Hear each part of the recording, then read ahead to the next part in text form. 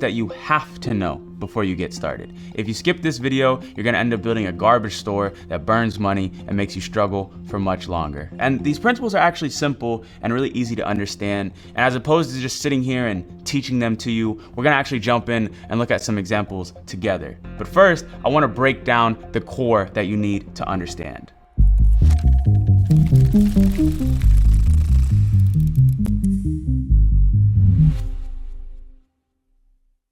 The biggest difference between a garbage store that fails and a winning store is that it doesn't look like a drop shipping store. And that's why the general stores usually suck, because they look like drop shipping stores. Let me show you an example. This is a general store I found on Facebook ads library. And sure, they're running ads, I'm sure they're making a little bit of money, but when you see this website, do you genuinely feel an essence of trust? Do you feel comfortable putting your credit card information into a website like this? Would you send this to a friend of yours to purchase from? I mean, maybe there are some tone deaf people on the internet that would buy from here, but your average consumer is gonna see a website like this and subconsciously, it's going to leave a bad taste in their mouth and they're not gonna be comfortable making that purchase. And over time, this destroys your scalability because some people might buy, but the people that don't end up buying are the reason why you're unable to scale. And when I look at this store, it's not good to me. It's terrible to me. And this is a general store. This is what we don't want. As you can see, they have a category for babies. They have a category for Halloween, for pets, for gardens. What do they even sell on this website? We don't know.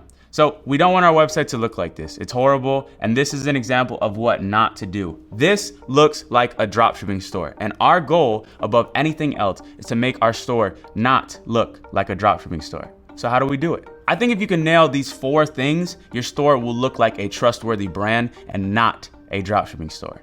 The first thing is a simple and brandable name.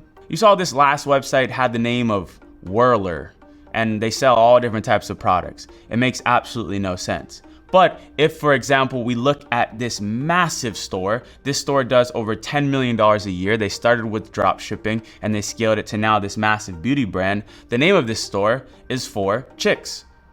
It's clear what they sell. They sell products for chicks. This is a hybrid store entirely focused on selling beauty products for women.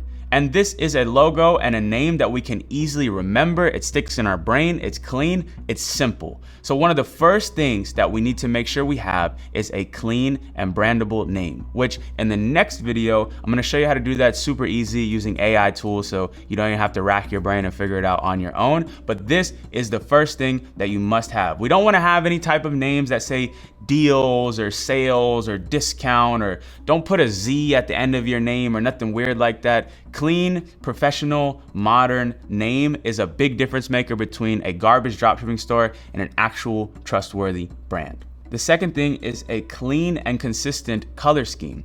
We don't want to have a website that has 35 different colors: red, yellow, pink, orange, blue. The nicest websites, if you want to go to Kylie Cosmetic or Gymshark or Fashion Nova, they're usually going to be rocking 2 colors on their website. And a lot of times they're the minimalist colors: white, gray, black, and maybe one standout color that represents their brand.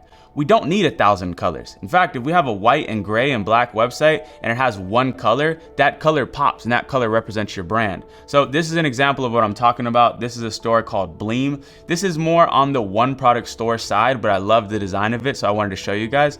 They have a nice, simple, clean, rememberable name. They have a black and white website, and they have one color, purple. Purple is the color of their product. Purple is the color of their background, the color of their buttons. That is their brand color. So when we design our store, we want to think of a color that represents the type of brand that we're selling. Now, if we're selling fitness products for men, we're going to use common sense and not use a color like purple or pink, like these other stores have done. And again, if we're selling beauty products for women, we're not going to use some type of color for men like red or brown. So if you're struggling with coming up with a color for your brand, I recommend taking 60 seconds to go look at one of these color charts. It will help you out tremendously, and it's super easy to follow. The next thing is making sure to include high quality images on your website. This is one of the things that makes me look at a website and be disgusted by it. If I go to it and it has the lowest quality images, right away in my mind, I say, oh, this website is not legit, or oh, this is a scam. And most other people feel the exact same way. You can't go on Amazon and find me one picture on any listing that is super low resolution. Even the reviews, it's very hard to find a low quality image of a review on Amazon. So you need to be very weird and specific about not having low quality pictures on your website. So once we actually start building our store, I'll show you guys a free library that's built into Shopify that has a ton of images that you can use for all different industries. But the last thing that you need to understand is that on your store, you need to have congruency between your products. And this is the big difference maker between the general store and the hybrid store. We have a variety of products, but all the products complement each other. Let me show you an example. So you might look at this store and say, that's not a dropshipping store, but it is. I can go on AliExpress right now and I can show you every single one of these products that these guys are selling. But they've done such a good job at branding this business that this feels like a legitimate, high-class recovery and fitness brand.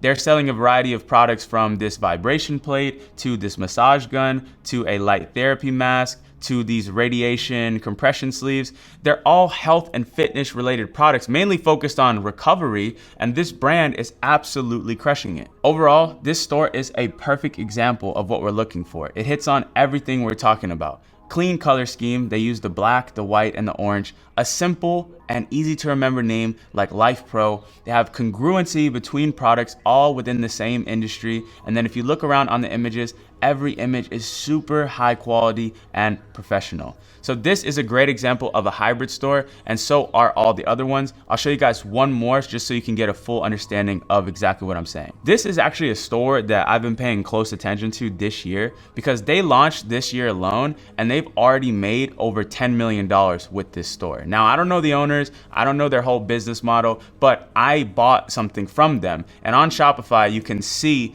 their order number. And these guys have sold over 100,000 units of their products, and their products are not cheap at all. These guys have a ice bath that they're selling for hundreds of dollars, and it's a brand that started with dropshipping.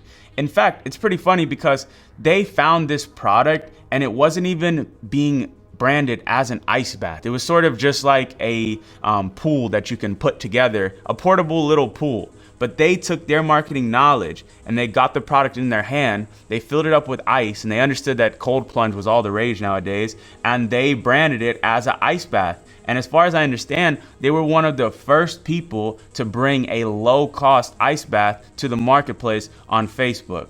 This brand started out from doing that all off of AliExpress and working with Chinese suppliers, and now they're one of the biggest brands in the cold plunge space. They've even gone on to expand to selling a sauna, which is crazy because that's not cheap either. These guys' average order value is in the hundreds and hundreds of dollars. So this store is another great example of a hybrid store because you can see they focus on having their main product, which is the ice bath, but they also have other products that represent this and complement this, like the massage gun, like the sauna, like these ice cube trays, like this outdoor water mat, smart cupping. You get the idea. Their whole store is focused on recovery, hence the name New Recover. Even on my store with Sleep Band, we had the Sleep Band, but we also had the Sleep Band Pro. We also had a pillow that helps you sleep better. We also had some oil that you could smell at the end of the night with lavender and chamomile that relaxed you and help you fall asleep faster. It is a hybrid. It has our main flagship product, but it also has other products that are complementary.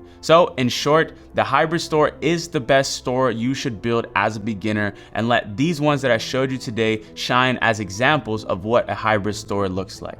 My two favorite examples from this list today would have to be this store, Life Pro, because it's broad. You can sell a variety of products like they're doing. They have fitness, they have recovery, they have wellness, they have the vibration side, and the website is super clean and it's easy to scale. And then also for chicks because it's super broad again, but it's also branded. You have products strictly for women, but that could be fake eyelashes, that could be mascara, that could be an eyelash serum, whatever you could think of, their store is broad enough to sell it. It's all about having a simple name that clearly represents the audience that you're trying to target, a clean color scheme, and images that are nice and trustworthy. And that's how you differentiate yourself from one of these garbage websites like this one. We don't want to look like this one. If your website in the end looks anything like this, you need to go back to video 1 and start over. But in the next video, I'm going to help you with coming up with your brand name. It's one of those things that people get hung up on. People will spend a week, 2 weeks trying to come up with a name. It's not that hard. We're gonna use AI to do it, and I'm gonna show you how to come up with your own name in less